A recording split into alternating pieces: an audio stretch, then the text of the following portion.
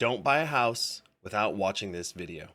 Most people just consider the home buying process, but here are three very important things to consider when buying a home. The first thing that we'll be talking about is sales price trends. What I mean by that is we're going to look at the year over year trend in home sales in that neighborhood. So let's say you're looking at buying a single family home in a specific zip code.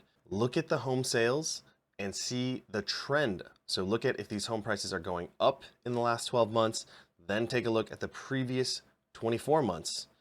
Look at those months or 2 years before and look at, are the home prices going up? Are the home prices going down? Not just the recent sales prices of homes, but look at the actual trends. Now, you might not have that data, but the real estate agent that you're working with should be able to pull that data up for you. More often than not, people are just looking at recent sales or closed sales in the last 30, 45, 60, 90 days. But it's really important to look at the year over year overall sales trend of that neighborhood or zip code. A really good example of why we want to look at the overall trends is look at buying TVs. So when you buy a TV, are you going to buy it in January or are you going to wait for the Super Bowl or are you going to wait for Black Friday because you know during those periods there's going to be some great deals on the homes?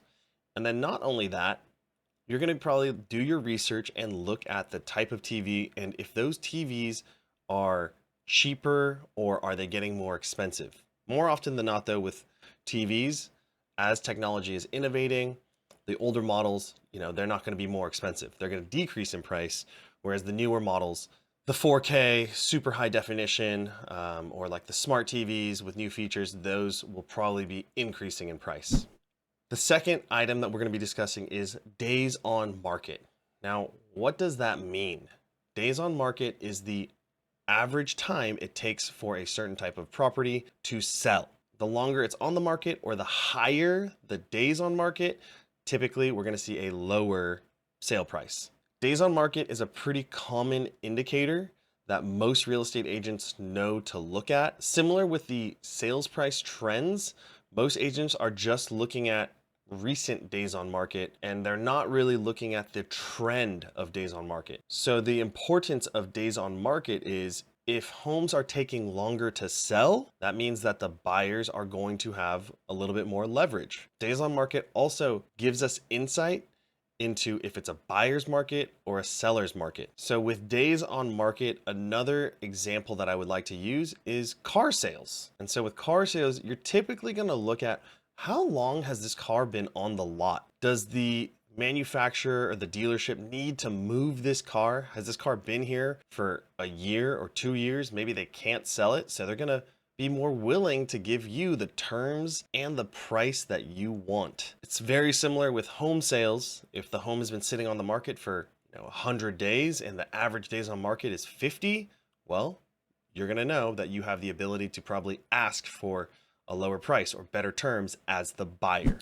And the third item that we're going to be looking at when purchasing a home that should always be asked and always be figured out is the seller's motivation. When you go to buy something, or if you've ever bought or sold anything on OfferUp or Craigslist, you probably know that if you're the seller, that buyer is going to ask you basically, what's wrong with this thing? Why are you selling it? And they're trying to get that information to negotiate, right? They want to see if they can get the best possible deal and maybe figure out how to get better terms. I know that some people who sell furniture on OfferUp, they can charge a little bit more than their competitors because they're willing to offer delivery. As the sellers, they understand that if they provide a premium service, they can charge a little bit more. Conversely, I see that on OfferUp with buyers. They will always say, oh, can I come to you and ask for, maybe $20 less or ask for some sort of discount because they're giving up that kind of term to the seller. This is no different with home buying.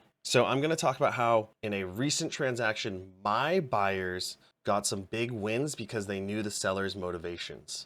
So the sellers had fallen out of escrow twice with buyers who ended up saying maybe the home had too much work, maybe they didn't qualify anymore because interest rates were a little bit volatile at the time. But my buyers ended up getting $30,000, roughly $30,000 of credits to help with repairs and to help with a 2-1 interest rate buy down. So if we didn't know what the seller's real intentions and motivations were, we would have never been able to negotiate that. The seller was very upfront and told us, look, I'm ready to emotionally move on from my childhood home. Her family had passed away in the home. She had fallen out of escrow twice. So she was on an emotional roller coaster of a real estate transaction.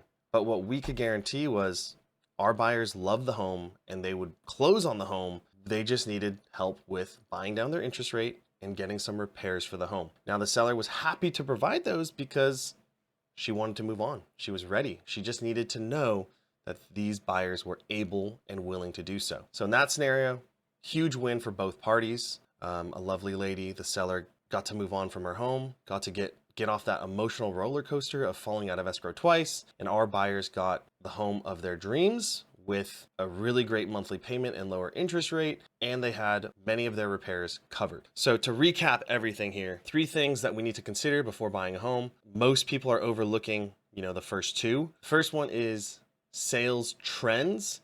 So we are looking at specific zip codes, specific area, looking at similar types of properties and looking at, have they been appreciating or depreciating over the last 12 months, 24 months, 36 months, looking at it from a longer perspective, more holistic approach, instead of just looking at, oh, these homes sold the last 30 days that are similar. The second one is days on market trends as well. So getting a holistic view, a macro or high level view of, are homes selling quickly? Are homes selling slowly? What's the turnaround time for these homes to sell? And is that becoming more of a seller's market or a buyer's market? And the last, this is a very common one, just understanding the seller's motivation.